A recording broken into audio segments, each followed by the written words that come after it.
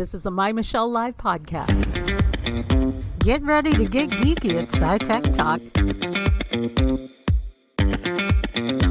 Here's Michelle. Today on SCI TECH TALK, talking about truth. What is truth? I was born for one purpose, to bear witness to the truth. All who can accept the truth hear my voice. And what is the truth? Will the truth set you free? Maybe, if you can figure out what it is. Dealing with truth and finding what really is truth and dealing with, well, not so reality. We're going to look in to technology that kind of, well, fakes you out. It's time for King's Tech Report. Be the boy king. Tech.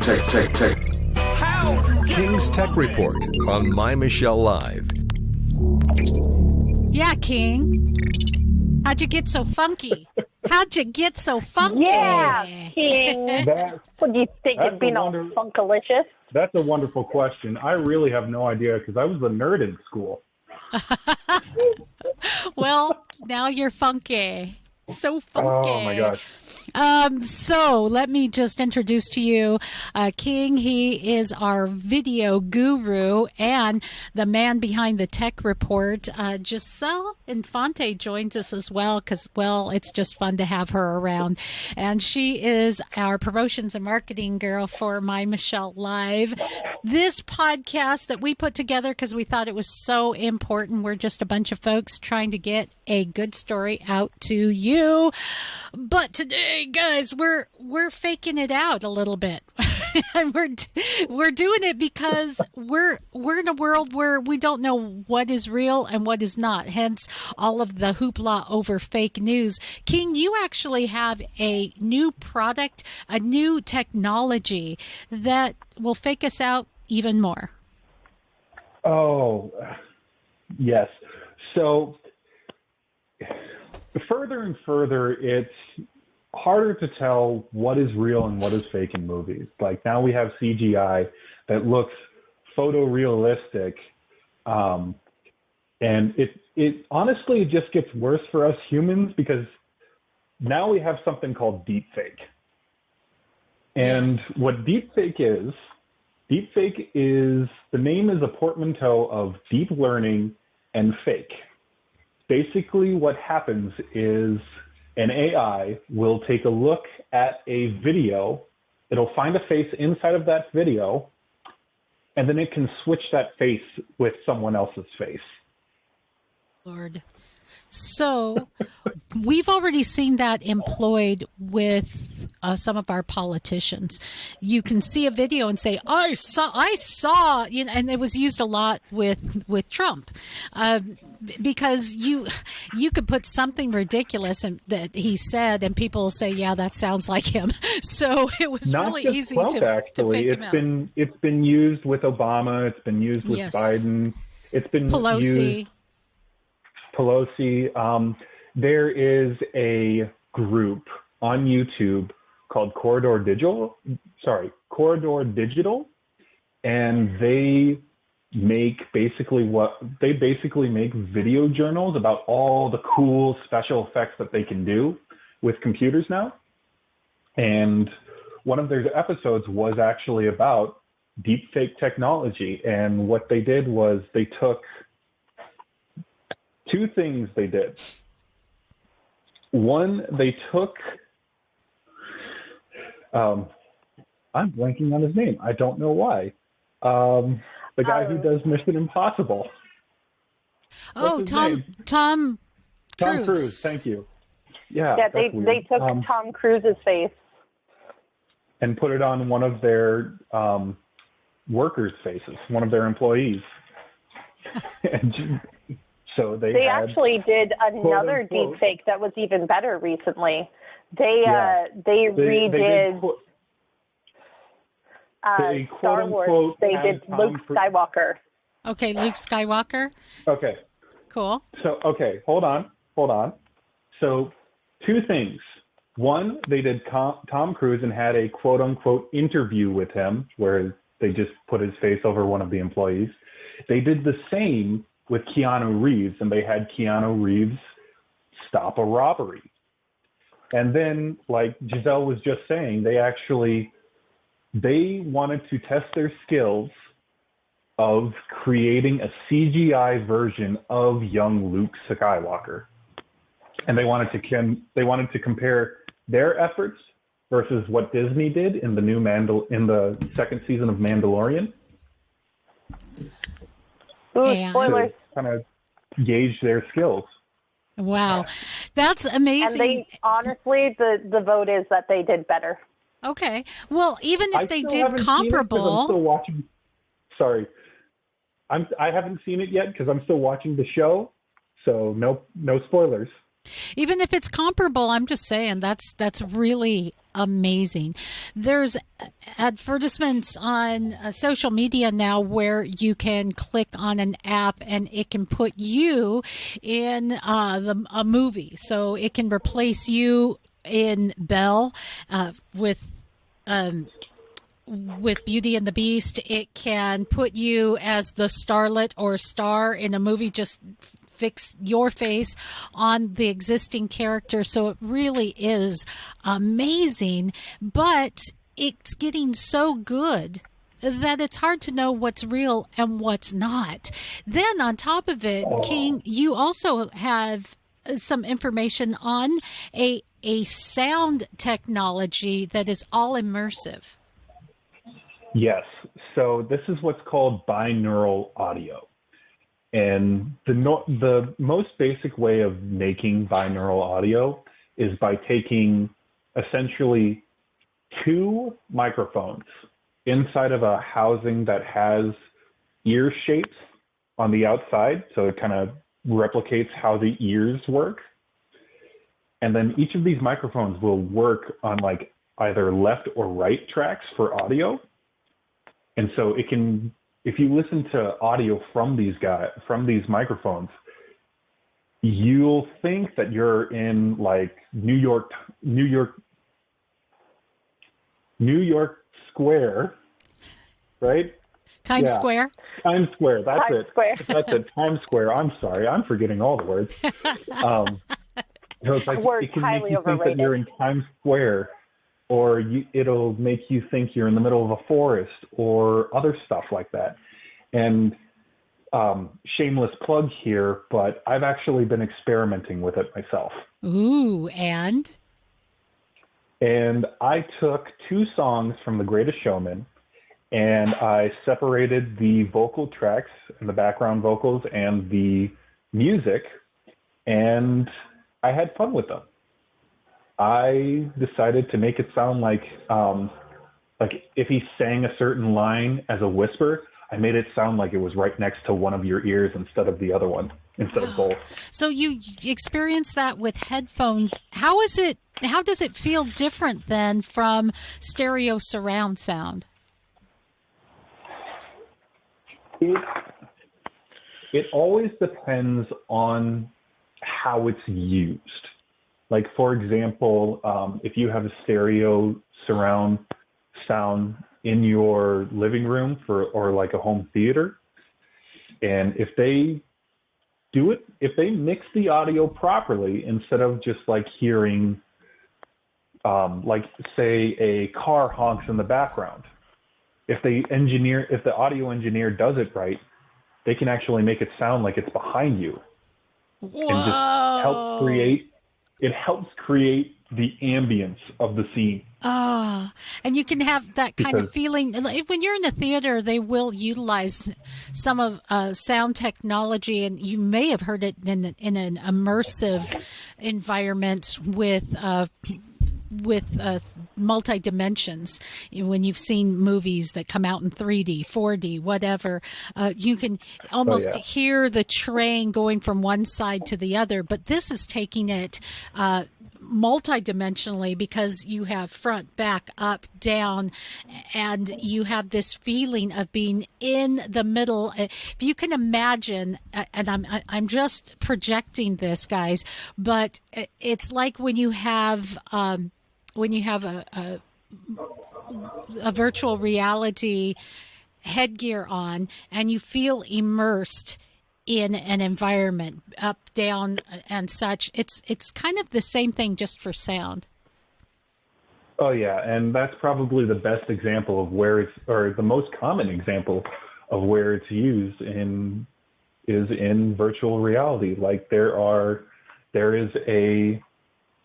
something called VR chat, and it's literally just a giant chat room that you play around in as your avatar.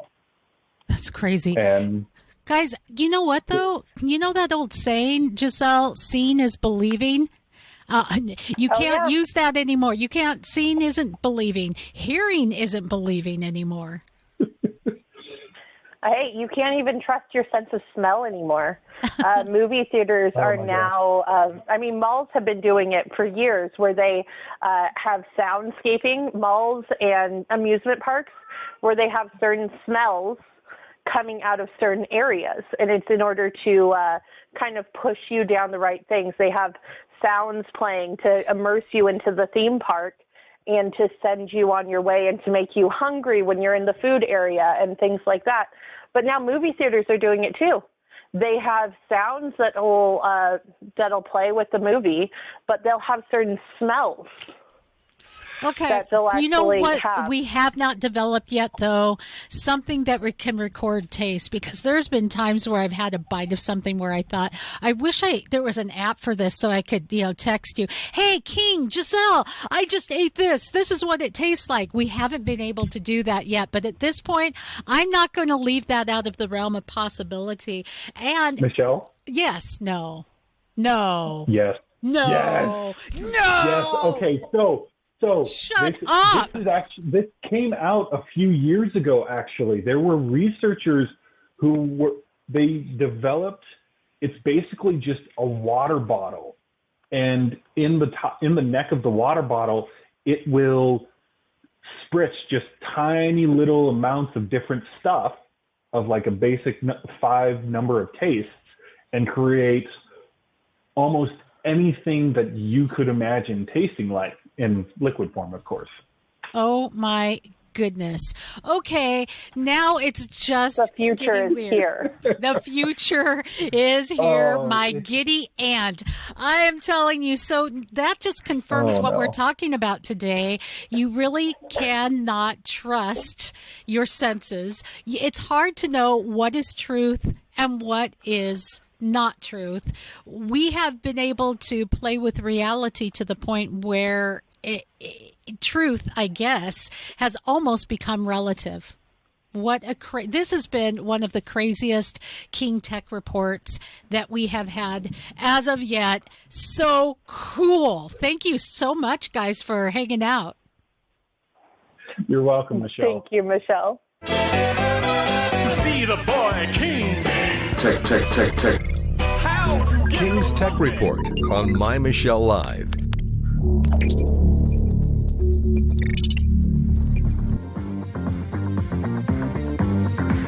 Mainstream media is operating in a propaganda-rich environment. There is an intentional deception on one side, and there is an honest, if imperfect, process of trying to get as near the truth as we can on the other. People are actually confusing real and fake news, especially if they see it online. The first example of Pizzagate is on a Reddit post. People become convinced that Comet Pizza is like this child rape dungeon. Somebody walking into a DC pizzeria with a rifle and firing it off. My staff go table to table, telling each table that they need to go. The customers are like, oh no, we're here to support you. No, you don't understand. There's a guy here with a gun. Looks like they got a rent-a-mob Soros bus here. How do you know that? I just saw it out the window. There's no evidence to suggest that is a Soros mob bus. Then he goes and tweets it. Are we trending? That's the real question. He's just created fake news. We didn't try to use fake news. It's become a tool of war. There are terrible negative potential consequences, but so what? That's what I say. Challenging what is knowable is a fundamental way to ensure that you and I can't ever compromise on anything. The next thing you know, there is nothing about this democracy that is real. That soundbite was from a trailer. The trailer is from Truth After Truth, Disinformation and the Cost of Fake News. Came out in 2020. Today on SCI TECH TALK, we are looking into truth. Can we figure out what the truth is? Can the truth set us free? Can science give us a little hand? Because it seems to have gotten out of hand. Do you remember this from about June? It was June of last year, where a journalist called on Denzel Washington because, well, he was the subject of what was reported as fake news, and they wanted to get his thoughts on it. This is what he said. We're here in D.C. There's been a lot of buzz about this fake news. You were the subject of a fake news story. Oh, yeah, what'd they say? I was running for president? No, I voted. No, what'd they say? You switched your support. I switched, yeah. What do you make of all the fake news and it affects If you don't read the newspaper, you're uninformed. If you do read it, you're misinformed. So what do you do? That's a great question. What is the long-term effect of too much information? One of the effects is the need to be first, not even to be true anymore. So what a responsibility you all have to tell the truth, not just to be first, but to tell the truth. We live in a society now where it's just first. Who cares? Get it out there. We don't care who it hurts. We don't care who we destroy. We don't care if it's true. Just say it, sell it. Anything you practice, you'll get good at. All right, Michelle, we already know truth is a problem. Truth is subjective. Truth is, well, what I feel truth is, right? Well, there is actually a science behind it. There's a science behind why you are so, and I am so prone to fake news, because it's kind of created that way. You've been programmed to think what you're thinking. You surround yourself with the same input, and it just, well, basically, it feels good. Going with your gut is probably a good strategy. But in areas like physics, where the answers are counterintuitive and there are many common misconceptions, it's important to be more skeptical. This vigilance takes effort, and it's also associated with being unhappy. Have you ever noticed that some of the best scientists and analytical minds are grumpy and suspicious of everything? I mean, I think this could be more than just poor social skills. It may be essential for them to do their job. And this is a paradox of learning and critical thinking. Cognitive ease is pleasant. It is effortless, familiar, and it really does make you more creative and intuitive. But it can also trick you. It may make things seem true that aren't. That soundbite came from ScienceAlert.com. I love it. It gives you some insight into what is happening to us. Listen up, my friend. This is happening to our society. It's happening to you. Let's look a little bit deeper into how it works. A really interesting experiment that was done. This study kind of gives you some thought, some food for thought, as we think about the world that we're in right now, more from that same source. The things we're exposed to repeatedly feel more true. Now, the way this seems to work is through a mechanism called cognitive ease. Cognitive ease is a measure of how hard your brain is working, from easy, like when you're scrolling through Facebook, to hard, like if you're trying to multiply 14 times 37 in your head. Things that are true generally elicit cognitive ease, like fire is hot, Earth revolves around the sun, dogs have 4 legs, and so on. Not only do these things feel true, they also feel familiar, effortless, and they feel good.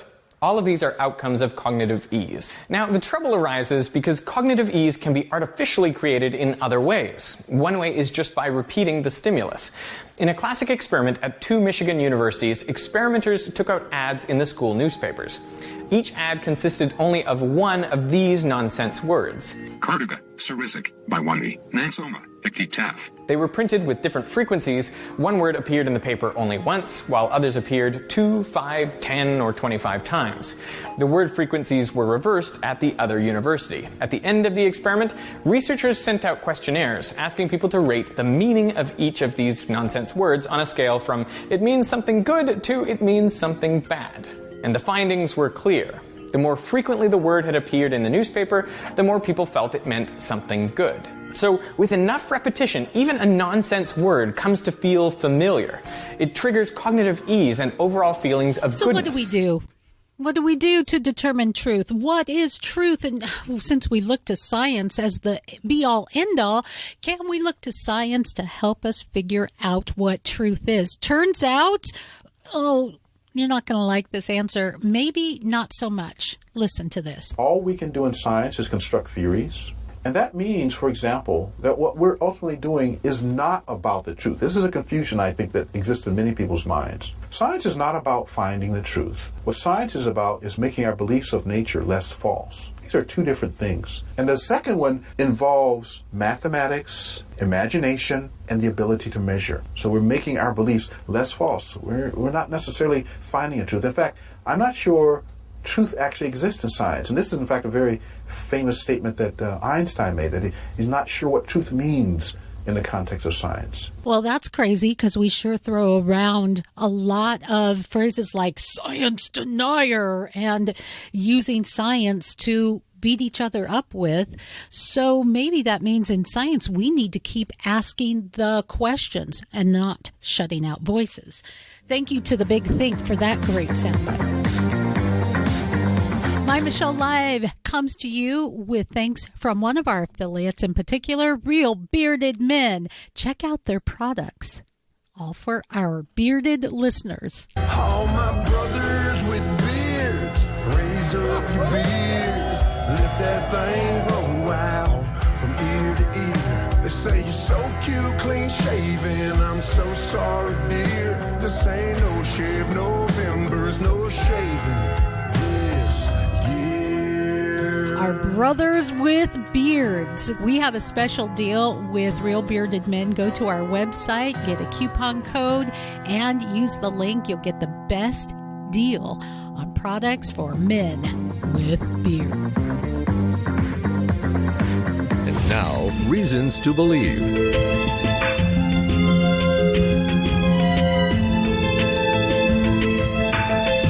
As we're searching for truth on a daily basis, or we think we know truth and we're willing to cancel the rest of the world because of it, on SCI TECH TALK today, we're searching science for what we can really know. What really is truth?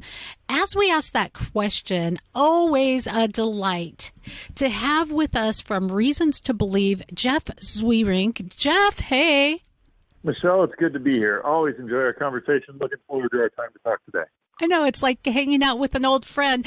Jeff is an astrophysicist. He's a research scholar at Reasons to Believe. He's written books that will mind blown, pieces of brain matter everywhere. Is there life out there? Who's afraid of the multiverse? It's pretty cool. And he is a frequent flyer here on our program. So, Jeff, this is the crazy, interesting thing that we are going to talk about today. How do we know that our reality really is reality? What if we are in some kind of computer game or simulation? What if we're just an AI that thinks it's real? What if it's like Total Recall or some of the other movies that we've seen? Does that sound like a very scientific question? I don't know, but I think it's fascinating. How do we know what's real? Well, it is. It's one of those questions that you think, okay, that's just made up sci-fi stuff. I don't know, like the multiverse. That could be considered one of the. And you wrote a book on it, so that's why you're here today. And maybe it is. I just like investigating stuff like this. But so the idea out there that people have thrown around, and it's kind of started in philosophical circles, but there's actually ways that we can talk about investigating it scientifically, and it's just this idea that we're part of a giant simulation. And it's, maybe it's kind of like the Matrix, only that even is they're just pumping in data into a mind that's already there. The idea here would be, and I'll give you an example of why people think this, is, when I was in graduate school, what I studied was gamma rays. And so we built telescopes to try and find gamma rays. And what we would do is there were two avenues we would do to do that. One, we would build the telescopes to go out and look, but then you couldn't just build every configuration or know where to look or all those sorts of things. You couldn't explore all the options. So what we would do was on our computers, we would build models of our telescope and models of the atmosphere and simulate gamma rays coming through the atmosphere and through our telescope so that we could get I could do a whole bunch of experimentation just on the computer that didn't require the resources of actually going out and building it. And I can tell you this, I simulated far more gamma rays than we ever detected. And so that's kind of the idea behind this, is we look at the world and say, what if there's this very advanced civilization that has enormous computing power, and they have so much excess that they can simulate conscious reality or conscious beings? Would they simulate a universe like ours? And that raises the question, if they would do that, are we part of that? Are we part of one of those simulations, or are we actually the things that really exist? So that's kind of the scientific idea behind all of this. Yeah, and how wonderful that we are in such a prosperous society that we have the time to sit around and contemplate things like that. I mean, honestly. But is there any bite to it? Is there any evidence that would make us go, whoa?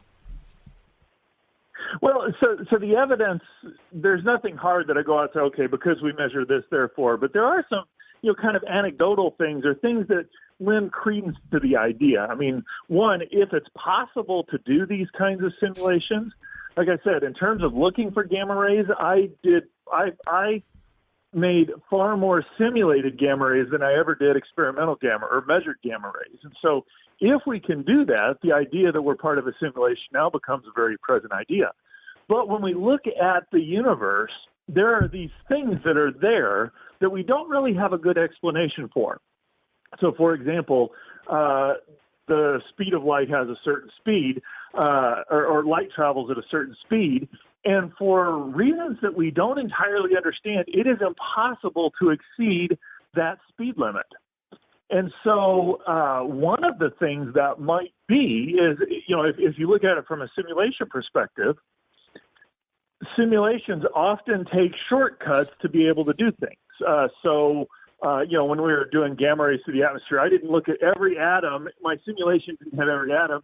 It did things kind of in aggregate. And so there were shortcuts that I put in there, which meant that there were resolution, which I tried to push too hard on it. I was going to get it wrong. So I put in boundaries so that you just never looked that small. Well, maybe the speed of light is one of those boundaries. We look at quantum mechanics, and there are things that we can know the position and the momentum to arbitrary position, but if you put them together, there's a limit to how well you can know those. These are the sorts of things that people look and say, if we're a simulation, that might be a reflection that we live in a simulated reality, that there's just a resolution that we can't get below. So there are some, I wouldn't call those evidence as in, this is definitely supportive. But if we lived in a simulation, that would provide a ready explanation for some of those things that we measure very well when we do look at the real world. Okay, now we're going to Michelle it, and I'm going to say that sounds like maybe if you've watched The Truman Show, that movie, where he's in this not real world, and he's the only one who doesn't know it. And when something kind of weird happens, well, it just gets explained away. And I say that because Psychology Today, summer of last year, had something to say about a kind of a simulation that our brains create. It said this, I have the quote, "Your subjective perceptions are representations of the external world. It's like a form of virtual reality." They say, in a sense, we are like brains in the matrix, which you mentioned, trapped within our skulls. Mm-hmm. We're receiving inputs that are basically simulations of the external world, and then our brains are trying to figure out what it means. If we see something that seems out of the ordinary, our brain tries to figure out what that means. When we look at the clouds in the sky and we see turtles dancing with maracas, we create that because our brains are trying to make sense of what we're seeing. And so they say, well, in a sense, it's almost like we are in a virtual reality. There's some aspect where I really resonate with that. But if we're part of a simulated reality, if you will, then that actually raises some very troubling questions Who's messing with this is the big one. Well, yeah, but who's messing with this? But even beyond that, we see this as reality, that this is actual existing stuff. The gamma rays that I simulated, they don't actually exist. They're something other than gamma rays. And so if that's true, that we're a simulation in this purely mechanistic, naturalistic way of looking at it, then our mind, I mean, think about that. What we thought is reality is completely wrong. And if that's true, something that we're so ingrained to think is true is wrong, well, why would we have any reason to trust what our minds come up with at that point in time? I mean, even if we were to say, okay, we're a part of a simulation, there's almost a way we're saying we're part of a simulated reality as a self-defeating proposition. Because in order to get there, we have to say that what we see is not real, what's beyond is real, but we have no reason to trust our minds because they're not real in the first place if we're just purely naturalistic things. So there's this cognitive dissonance. We don't have any reason to believe what we believe about reality if we're part of this simulation. And so I think there's some very troubling things, unless if Christianity is correct, because then that solves all that problem. Uh-oh, and there it goes. Right there, he brings it to the God story. Boom. You can't talk to Jeff with it without him turning it around to some God thing. But there is something powerful to that argument, that that a biblical worldview really does make sense of whether it's a simulation. The biblical worldview, wouldn't that point out that this isn't the real reality? There may be a reality beyond this. Well, and I think that's an incredibly powerful point, because you look at what Scripture says, and it says, yes, this is very much a very real world. There's no, it's not artificial reality. It's actually real. It's just not the ultimate reality. And then, and the reason why we can believe that is because God has revealed that to us through His Scripture and through His creation. So what we discern with our minds, what we see in creation, what we understand in reading, all of that can be trusted, because ultimately it flows out of we're being created in His image. And so, the only place, the idea that there's a reality beyond this universe is a problem is if naturalism is correct. But if Christianity is correct, that's exactly what I would expect. So in some sense, we are part of a simulation, with that little caveat that this is actually a real place. All right. So do we have any evidence of the idea that there is something beyond our reality? Do we have any scientific evidence of that beyond a biblical worldview, right into the science worldview?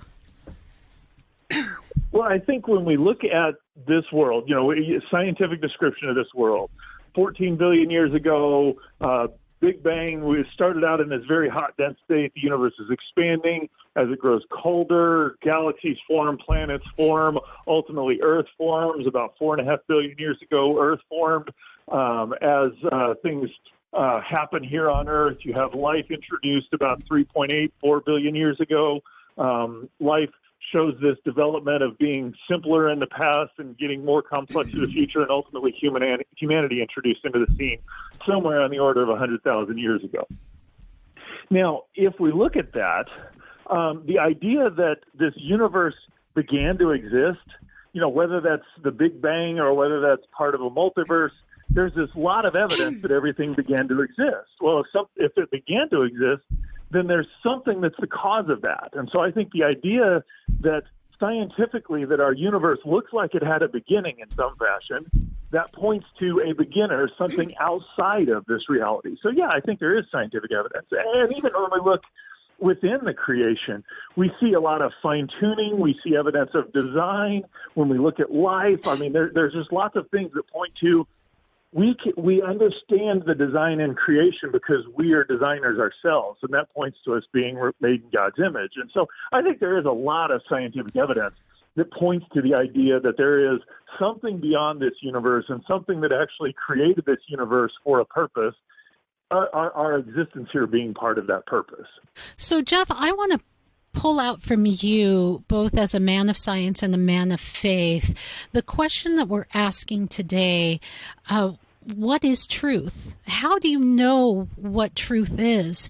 We can camp on ideas and we can attack people because their ideas are different. We see a big division in America. We see news reported that one side will say is fake news and the other will say, no, this is the truth, and vice versa. So we really just have this subjective idea of what I feel is truth, but how do you know what truth is? So that's a far bigger philosophical idea than my scientific mind has wrestled with. But I do know that there's this idea of the correspondence theory of truth. What is true corresponds to the reality of the way things are. One of the things I love about science is that you don't get to say, well, this is the way things are. It's like, no, you've got to go out and say, okay, this is your idea for how things work. Does it match reality? So if you say gravity works this way, you got to go out and actually make measurements and show, does that actually correspond to the way that reality behaves? It doesn't matter what you would like to be or whether you think it's elegant or what your background is. There's this common framework of saying, okay, we're going to take our ideas and measure them against reality and what we can see and taste, and there are facts that we can all discern upon and agree upon. And so, that part of the problem when you deal with that politically is that as of right now, it doesn't seem like we all agree on what the facts are. Just the discussion around the vaccines and COVID-19 and even the election, there's a whole lot of, I just don't think people agree on what the facts are. But that's what I love about science is that you can get in and investigate and you say, okay, this instrument made this measurement. We have to explain this measurement. And everybody agrees that that's the measurement. That's data that we all have to incorporate and explain. And so I do think part of the big reason why I'm a Christian is because I think it's true that when I look at what Scripture says, when I look at the way the world operates, that Christianity is the best explanation of all the data that's out there, that there really is a God who cares about us, who created us in his image, sent his son to die for us so that we can live with him forever in eternity. I'm a Christian because I think that's true. If it's true, it's spectacular, and I'm excited about that. But if it's not true, there's really no reason to believe it. This is true, if I may say. And it's fun to delve into some of the crazy ideas that are out there, the ponderings of a mind and soul. But when it comes down to some of the most important truth, I would say the idea of God, who he is, what his interaction and expectation of us is probably the most important thing. And as you mentioned, a biblical worldview, I point out quite a lot on this program that of all religious texts, the Bible is fairly unique in treating us to challenge it. Go ahead, challenge it. Bring it on. Essentially, God in the Michelle version it's like the Michelle International version or the Michelle Hardly National version. It's like God says, come on, bring it on. Ask me the hard questions. Go ahead, challenge me. And I don't mean that we need to do it irreverently. I'm just saying that it is fairly unique in that. No, that's an excellent point. And one of my favorite passages out of Scripture is, John the Baptist, who this is the person who recognized Jesus while he was in the womb, whose life was dedicated to preparing the way of the Messiah, who baptized Jesus. The heavens opened, heard the voice of the Father, this is my beloved Son in whom I'm well pleased. He's in prison getting ready to die. And he sends his disciples to Jesus and says, are you the one, or should we wait for another? And it's like, if anybody should know that, it's John the Baptist. But Jesus' response was not, oh, come on, John, you should know better. John, you just got to have faith. His response was, well, here's what the data says. What do you think the best explanation is? Yeah. And he sent it back and he said, what does reality say? You know what the Messiah is supposed to do. And he gives him a list that says, here's the data that points to it. You don't have to just believe because it's true. And so I love the way you said that. It invites us to test it. It invites us to see whether it's true. And every test I've seen thrown at it, it stood up with flying colors. And so again, that's why I'm a Christian, is because I think it's true. And because I'm not afraid to ask the hard questions and make sure that what I believe is true. And can we just throw out another scripture that leads to the website that I'm going to lead everyone to? Come, let us reason together. You can go to reasons.org, and that's really what it's about. Just kind of let's reason this out. Exactly. That's a great point. It's like, let's sit down and think through, be willing to realize that we've got biases, we've got wrong ideas, we've got right ideas. Let's sit down, let's talk together and see what we can do. I really enjoy having conversations, even with people who vastly disagree with me. If we can sit down and say, hey, where do we agree? Where do we disagree? Why do we disagree? That actually provides the fodder for me to now go out and say, okay, these are places where we disagreed. How could I go out and investigate that and understand it even more? Yeah.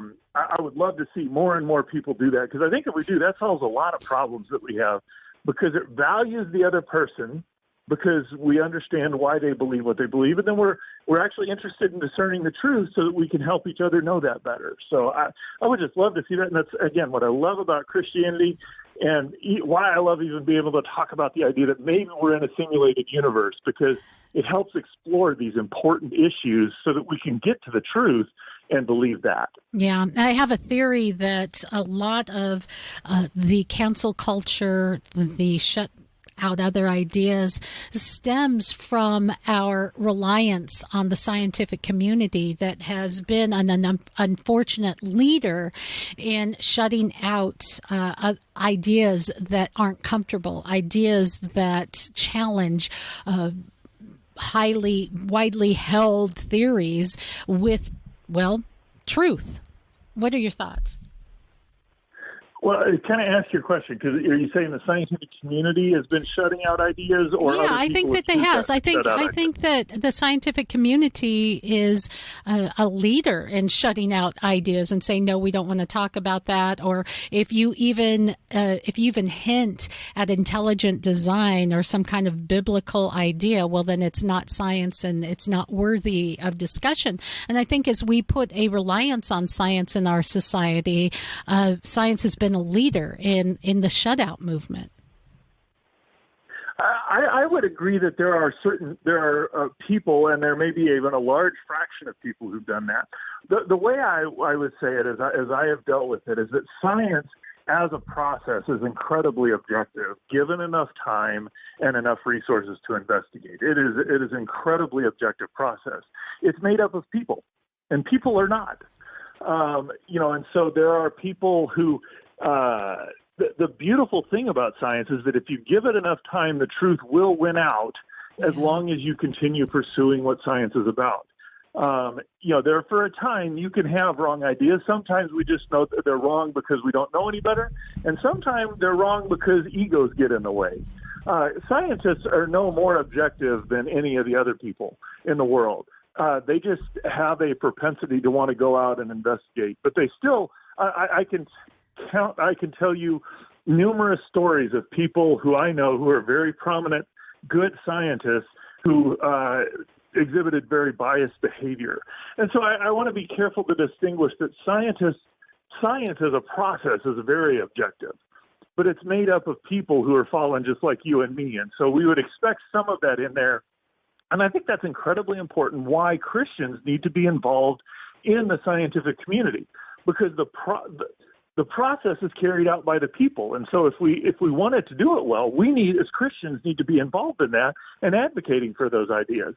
And we can be confident that as we advocate, ultimately truth will win out. That's one of the great messages of Scripture, is that no matter how dark, how dim, depressing, or bad things seem, ultimately God's truth will always win. And so even in the dark times, we can keep fighting and pushing for and articulating his message.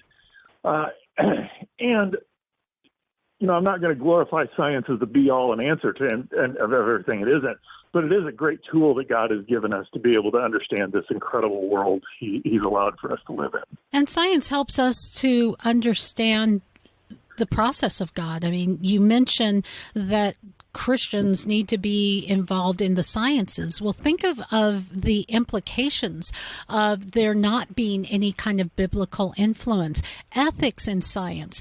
Just because we can, should we? Where do those ethics come from? If it's just something we make up or we feel, or we don't have them at all, the ability to reason together is very much a biblical idea. Some of these principles that are interwoven in our universe are highly needed in order to advance in science. So, it's like you can't have one without the other effectively. They really do. And, at least part of the reason why science has flourished so much over the last 300-400 years is because it's been embedded in a society that values Judeo-Christian values, or that lives by Judeo-Christian values, because those are the values, that anchor the philosophical presuppositions that allow science to work, that there are patterns and order and regularity, that we should study creation, that we can understand creation, that our minds, what our minds say about creation are reliable. I mean, these are the things that are anchored in a Judeo-Christian worldview. And so it really does make me wonder that if we cast off a Judeo-Christian worldview, how long will science be around, or will it work? Because you really do need those Judeo-Christian values, whether you realize they're Judeo-Christian or whether you just adopt them because you think they're a good idea. You need those to be in place for science to work well. At least that's been the history of the last 400 years. And so maybe that is evidence for truth as we look at what is truth and what is real. And if we really are in a simulation, can we hack the simulation so that chocolate is actually, really, really good for you, like a perfect weight loss kind of a thing? I don't know, because that would be really cool. I just want to leave it there. It raises this big, I don't know. It's this interesting. I know that none of the gamma rays I ever simulated changed the simulation, but we are conscious beings. So what does that mean? Might we be able to hack the simulation? I don't think so, but who knows? I'll leave it open for whether chocolate will ever be a health food or not. So. It's a new kind of vitamin C to me. I thank you so much. It's so good to connect with you. It's always a lot of fun. Wherever our conversation tends to meander, it always comes back to the God story. And that's the story of Reasons to Believe. They don't just talk about science. They look at the evidence that points you to the ultimate truth of the idea of this amazing God and his amazing love for you and I. It's the perfect marriage of science and faith. Go to reasons.org. Pick up some of Jeff's books because he's not afraid to ask these crazy questions. And it is so much fun. And you are as well, Jeff. Thanks, Michelle. Again, as always, we've had a lot of fun, and I appreciate just where we go and what we get to talk about while we engage. I want to share with you something that's changed my life. It's a product, and I used to take it when they paid me to talk about it at the radio station. And when I left my job, I stopped taking the product, right? And everything went south. It's Calitrin. It is a collagen supplement and the best out there. A lot of people take it for weight loss. I mean, people are losing anywhere from 10 to a couple 100 pounds. That's great. But for me, what it did is it helped me sleep. It helped me focus. My hair, skin, and nails were looking spectacular. It is amazing for those who may have arthritis, achy joints, that kind of thing. But man, it really is a fountain of youth in a bottle, and I could feel its effects when I stopped taking it. So I contacted them and said, hey, do you want to be an affiliate? You don't have to sponsor my show. Just give me an opportunity to get the product at a special deal and to share that with my listeners. And that's what we're doing. So go to MyMichelleLive.com, click on the link and learn more about Calitrin, my favorite product. Whew, well, I'll give you something else. Here's some truth for you. Lisa J is our producer. I know that as a fact, and she is Awesome. I also know, Lisa, you've got some Geek Beat news lined up for us today. 'Cause I'm a geeky girl. Geek Beat News. 'Cause I'm a geeky girl. Geek me, girl. I have got some great geeky news for you guys today, and these are all from Buzz 60. And after listening to this first one, I'm going to have to try this as soon as we get done talking about this, Michelle. Canon lets you on their website take control of their satellite out in space and take pictures of the Earth. So cool. Are you an Earth lover? Have you ever dreamt of taking pictures of our beautiful planet from space? Well, now you can, as camera maker Canon is giving you free range of its private satellite's camera. The CE-SAT-1 satellite was launched into space way back in 2017. But this month, the company has launched a new website where they hope to redefine our limits. The site lets you see what their satellite is seeing in real time, zooming in and out on whatever area it happens to be orbiting over. And of course, allowing you to take some seriously breathtaking photos with a PowerShot S110 and an EOS 5D Mark III DSLR, equipped with a 3,720mm telescope. And while using the site, you're also getting cues and photo feedback from real astronaut Marcia Ivins. But it's not just about taking great pics. The satellite is also helping keep track of ocean pollution, wildfires, and even traffic, with the website insisting, quote, "It's not just redefining how we see our planet, it's helping improve it, too." Okay, our Geek Beat news for today. You got some more? Oh, yeah. Now, I think I have to get me one of these for my house because this robot that they use in Germany, it can sing, it can tell jokes, it even raps, all while cleaning the hospital. This is Franziska. She's a hospital cleaning robot at a facility in Munich, but she does a whole lot more than just clean up. This robot weighs in at 440 pounds and costs more than $52,000. But according to those at the hospital, since being hired, it's been money well spent. She not only cleans floors with less than a liter of water per hour, compared to the 50 needed for conventional human mopping, but she also saves time and frees up cleaning staff for their other, more important duties, like disinfecting and cleaning more oftenly touched surfaces. But her skills don't end there. Apparently, she's also a pretty good singer. And she tells jokes. Alle meine Aufgaben sehr gut erledigt. Ich mache jetzt sauber.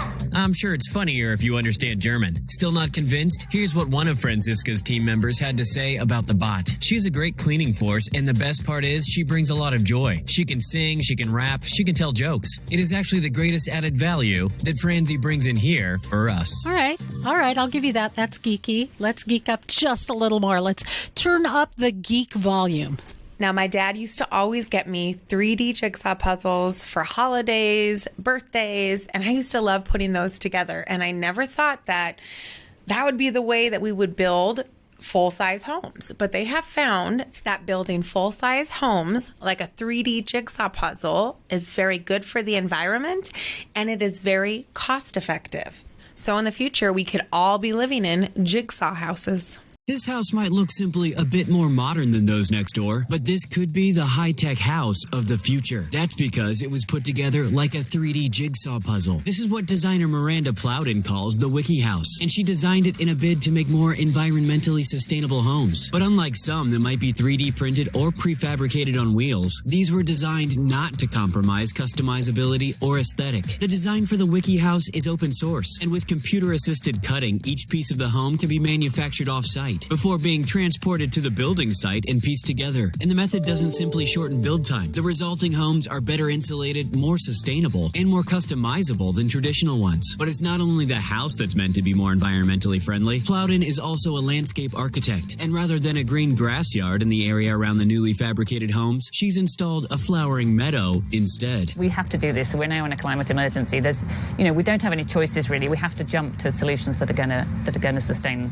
the human race on the planet and change how we live and how we build and how we operate. Saying the meadow of greenery needs only be cut once a year, saving money and fuel that would otherwise be needed to maintain the area, lowering the home's overall carbon footprint. And there's today's Geek Beat news for you. Thank you, Lisa. Today, as we wind up our program talking about truth, seeking out truth, I thought I would share this with you. It's from Prager University. Now, you tell me what you think about truth and our subjectiveness where truth is concerned. And, what's true for you may not be true for me. And, we talked earlier, science can't always give us what truth is, but logic can certainly steer us in the right direction. Truth is going through a tough time. Truth can't be relative. If it is relative, it's not truth. To say there is no truth for all people is to declare a truth for all people. In effect, you're saying it's true that there is no truth. And to declare that both your and my opinions are true, even if they contradict one another, is to speak nonsense. Truth is an opinion or preference. It's not subjective or relative. It is inescapable because reality is inescapable. No amount of double talk will change that. And that's the truth. Thanks for joining with us today. See, there's a deeper truth, and it is the God story. That's what we share here on MyMichelleLive's podcast. Every Tuesday, we do that with SCI TECH TALK. If you are interested in more of the God story, will you email me and we'll just chat about it? We'll just chat. If you like what you heard, help us grow what we're doing. Help us reach the world with a God story, a logical, non-judgmental, hey, we just want to look for the truth together God story. If you believe in what we're doing, support us, like us, share us, tell your friends, and be blessed. We will catch you next time. More SCI Tech Talk at MyMichelleLive.com.